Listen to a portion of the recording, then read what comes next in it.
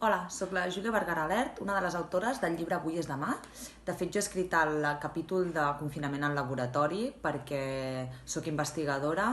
El meu grup porta estudiant coronavirus des de fa 7 anys, aproximadament. I el relat és una miqueta per fer-vos entendre com ens hem sentit durant aquests mesos en el laboratori, com hi treballem en aquest laboratori, i està escrit des d'una manera molt personal. Us explico una miqueta, no? De fet, us explico com més a més com ha anat evolucionant tot.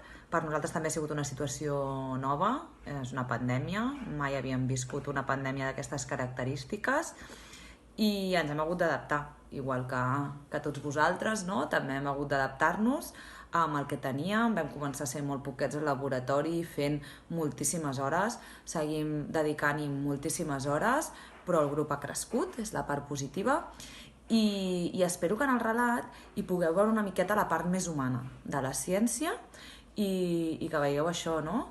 Que nosaltres també ho hem patit, que de fet hem tingut una pressió mediàtica i social brutal i que la seguim tenint, però que hi estem dedicant totes les hores i més, i espero que us enganxi moltíssim el relat i que tingueu ganes de seguir sabent una miqueta més de ciència, i ens veiem aviat.